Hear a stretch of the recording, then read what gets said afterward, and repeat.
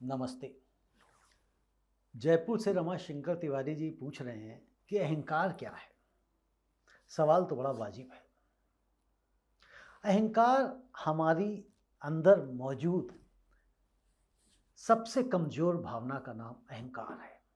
अहंकार इतना कमजोर होता है कि वह अकेले खड़ा नहीं रह सकता। उसकी इतनी काबिलियत नहीं कि वह अकेला खड़ा हो जाए।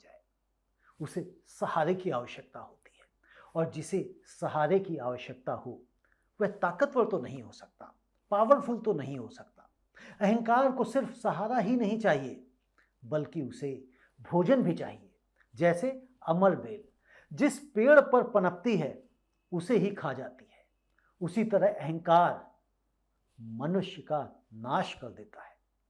अहंकार को पनपने के लिए धन चाहिए। यदि धन आपके पास आपके दोस्तों और नाते रिश्तेदारों से अधिक हो गया है तो यह अहंकार पनप सकता है और धन के सहारे खड़ा हो जाएगा। इसी तरह यदि आपके पास ज्ञान आपके दोस्तों और नाते रिश्तेदारों से अधिक हो गया है तो यहां पर भी अहंकार जन्म ले सकता है। यदि आप अपने सर्कल में अन्य लोगों की अपेक्षा अधिक रूपवान हुए, सुंदर हुए, शारीरिक बल और अधिक हुआ, तब भी आपको अहंकार घेर सकता है। यदि आप दान देते हैं, चंदा देते हैं, तब भी अधिकांश लोगों को यह अहंकार घेर लेता है। पद में आप बड़े हैं तब भी अहंकार आपको नहीं छोड़ेगा। अहंकार की मांग दिन प्रतिदिन बढ़ती जाती है। पहले तो वह आपके अंदर पनपता है सहारा लेकर, और उसके बाद उसे और भोजन चाहिए। अहंकार कहता है कि मुझे सम्मान दो, मुझे औरों से बेहतर समझो। जब मैं किसी महफिल में जाऊं तो लोग मेरे सम्मान में खड़े हों, मुझे मंच पर बैठाया जाए, मुझे फूल मालाएं पहनाई जाएं, मेरा बखान किया जाए। लेकिन यह अहंकार एक धीमा जहर है, स्लो पॉइजन। अहंकारी व्यक्ति महफिल में मैं ही करता नजर आता है। मैंने यह किया, मैंने यहां दान दिया, मैंने उसकी सिफारिश कर दी, मैंने उसका इलाज करा दिया, मैंने अपने ज्ञान से उसको चुप करा दिया।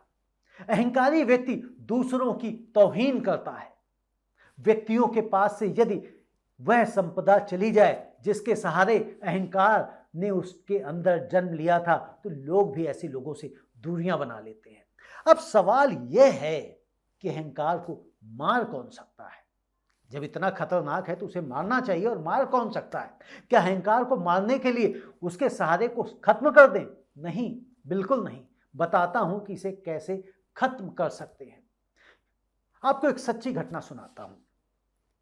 एक प्रसिद्ध दार्शनिक हुए हैं गुरजेफ। वह अपनी ऊट पटांग हरकतों या यूं कहें ऊट पटांग तरीकों के लिए जाने जाते थे। एक और प्रसिद्ध दार्शनिक हुए रूस के, रशिया के पीटर ओस्पिंस्की।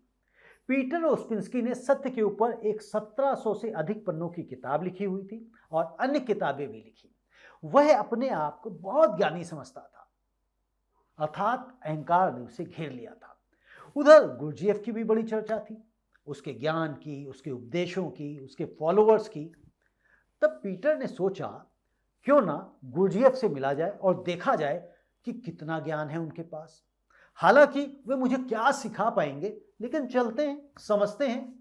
असल में पीटर ओस्पिंस्की गुरजेफ से मिलकर ज्ञान लेना नहीं चाहते थे, बल्कि यह जानना चाहते थे कि कौन कितने पानी में है।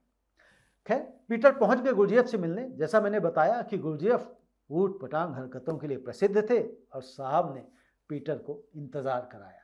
1 दिन, 2 दिन, 3 दिन, 4 दिन। ऐसा नहीं कि गुरजेफ किसी काम में व्यस्त थे, बिल्कुल कोई काम नहीं था, खाली थे, आराम कर रहे थे, मूंगफलियां खा रहे थे। पीटर के आने से पहले बोर हो रहे थे, लेकिन अब उनके अंदर रोमांच चल रहा था कि पीटर बाहर इंतजार कर रहा था। उधर पीटर था कि उसका भी बेचारे का सब्र टूटा जा रहा था, गुस्सा आ रहा था। कई बार उसका मन किया कि चला जाऊं, लेकिन यह सोचकर टिका रहा कि मीलों की यात्रा करके आया हूं, अब देख कर ही जाऊंगा। खैर, चौथे दिन बुलाया गुरजेफ ने और कहा कि तुमने तो बहुत सी किताबें लिखी हैं, तुम बहुत ज्ञानी हो। यह सुनकर पीटर का गुस्सा खत्म हो गया, उसके अहंकार को बल मिल गया। उसे लगा कि गुरजीएफ ने उसे ज्ञानी मान लिया।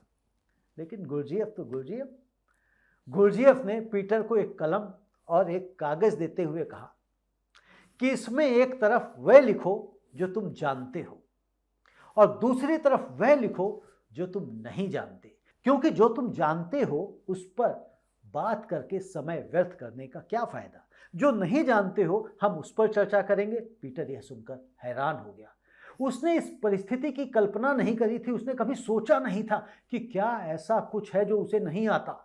लेकिन अब जब लिखना पड़ा तो उसने दिमाग लगाया, बहुत सोचा, और जैसे जैसे वह सोचता गया उसका अहंकार गायब होता गया। आंखों से अश्रु धाराएं बहनी शुरू हो गई। उसने गुरजीएफ के सामने आत्मसमर्पण कर दिया और आग्रह किया कि मुझे अपना शिष्य बना ले। अब आप बताइए कि पीटर का अहंकार कैसे खत्म हुआ। यदि आप मेरे बताने से पहले समझ गए तो कमेंट में अवश्य लिखिए कि पीटर का अहंकार समाप्त हुआ कैसे। आपने चलिए लिखा है, अच्छी बात है, लेकिन मैं भी बताता हूं आपको कि पीटर का अहंकार समाप्त हुआ अपनी अज्ञानता को पहचान कर। जैसे उसे यह बोध हुआ कि उसे तो आता ही क्या है, दुनिया में ऐसे न जाने कितने विषय हैं जिनका उसको ज्ञान ही नहीं है। अहंकार अज्ञानता के बोध से समाप्त हो जाता है। अहंकार आपका उसी पल मिट जाएगा जिस पल आप अपनी अज्ञानता को पहचान लेंगे। व्यक्ति को उसके पास क्या है उसको भी पहचानना चाहिए और क्या नहीं है उसको भी पहचानना अनिवार्य है। अहंकार आपके अंदर धन से, ज्ञान से, रूप से, बल से, पद से, दान से पनप सकता है, लेकिन जब आप यह समझ लेंगे कि यह आपके साथ हमेशा रहेगा, इसकी कोई गारंटी नहीं है, तब अहंकार भी आपसे दूर चला जाएगा। अहंकार से बचने के लिए अपनी अज्ञानता को पहचानें, अन्यथा अहंकार अमर बेल की तरह आपको नष्ट कर देगी। अमर बेल आप जानते ही हैं कि वो जिस पेड़ के ऊपर, जिस वृक्ष के ऊपर लग जाती है वह उस वृक्ष को पूरी तरह से खा जाती है। वो सिर्फ और सिर्फ उस वृक्ष के ऊपर आपको अमर बेल ही दिखाई देती है, उसके अलावा आपको कुछ भी नहीं दिखाई देगा। अभी एक मैं ताजा उदाहरण देता हूं अपने व्यक्तिगत जीवन से। आप जानते हैं कि मैं दबंगता के साथ में बोलता हूं।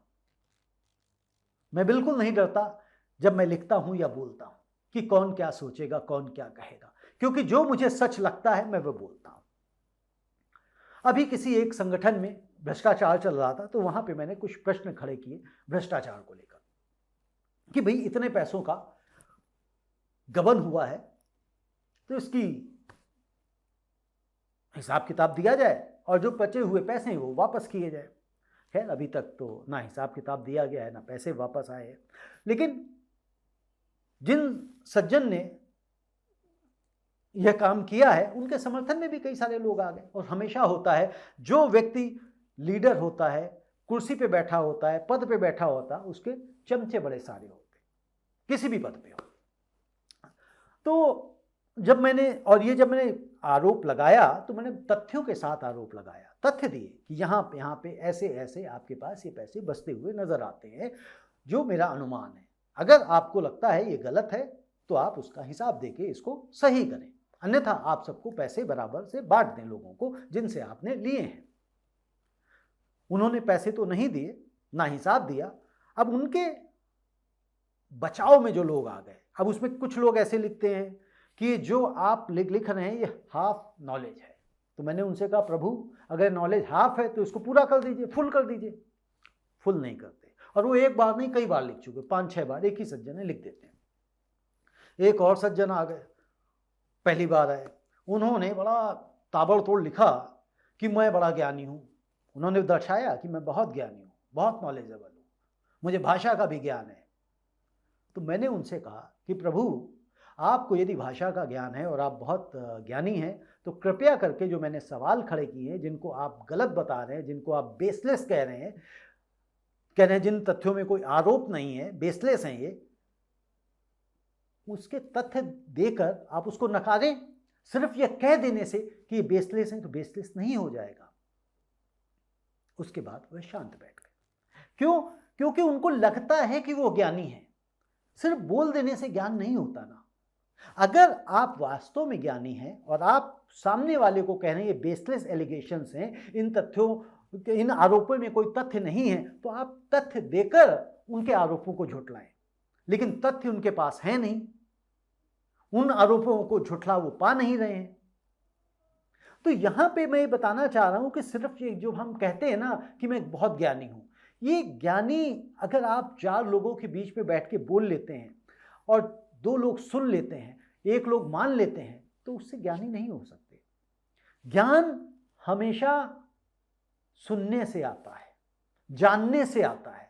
जब तक हम चीजों को जानना नहीं शुरू करेंगे, जब तक हम चीजों को जानना आरंभ नहीं करेंगे, तब तक हम ज्ञानी नहीं हो सकते। अगर कोई व्यक्ति सामने कुछ बोल रहा है, उसको सुनिए तो सही। लेकिन हम क्या करते हैं, हम वहां पे जब कोई चर्चा चल रही होती तो सामने वाले अपनी बात रख रहा होता है या अपना प्रश्न पूछ रहा होता है, हम उससे पहले ही उसके प्रश्न का उत्तर देने के लिए तैयार हो जाते हैं। यानी कि उसको हम प्रश्न नहीं पूछने देते हैं। वह क्या है? वह भी तो ज्ञान है। ज्ञान के रूप में अहंकार है। तो यह अहंकार अगर हमें खत्म करना है अपने अंदर, तो हमें यह मानना पड़ेगा कि हमारी अज्ञानता कहाँ है। और जैसे जैसे हम अज्ञानता और अभावों को समझ लेंगे, वैसे वैसे ही आप यह यकीन मानिए हमारा अहंकार अपने आप समाप्त होता चला जाएगा। यदि अहंकार को समाप्त करना है तो आपको ये समझना होगा कि हमारे अंदर किन चीज़ों का अभाव है, किस चीज़ की अज्ञानता है। जैसे जैसे यह बोध आपके अंदर आ जाएगा, यकीन मानिए अहंकार आपके पास से चला जाएगा। जैसे मैंने पहले ही कहा कि अहंकार को किसी न किसी सहारे की आवश्यकता होती है। तो आप यदि अहंकार को हटा देंगे तो बहुत लंबी दूरी तय करेंगे। यदि अहंकार को साथ लेके चलेंगे तो बहुत ज़्यादा लंबा नहीं चल पाएंगे, क्योंकि अहंकार जब आ जाता है तो हमें सोचने नहीं देता है, हमारी सोचने समझने की शक्ति छीन लेता है। क्योंकि अहंकार आपको सिर्फ मैं कराता है। बकरी की तरह आप मिमियाते रहिए, भेड़ की तरह आप मिमियाते रहिए। और आप जानते हैं कि भेड़ हमेशा झुंड में होती है, और जो लोग झुंड में होते हैं उनके पास ज्ञान तो क्या ही होता है। आपके और भी कोई प्रश्न है तो आप लिखकर भेजिए, और मुझे जब जब जैसे जैसे समय मिलता है और जो प्रश्न मुझे लगता है कि मैं उन पर उत्तर दे सकता हूँ, मैं अवश्य देता हूँ। धन्यवाद, नमस्ते। आप सभी से अनुरोध है कि आप इस वीडियो को ज़्यादा से ज़्यादा लाइक करें, अपने विचारों को कमेंट बॉक्स में लिखकर बताएं, और चैनल को सब्सक्राइब करें, और इसके लिंक को भी आप जितने भी व्हाट्सएप ग्रुप्स हैं आपके, वहाँ पर भी शेयर करें। धन्यवाद, नमस्ते।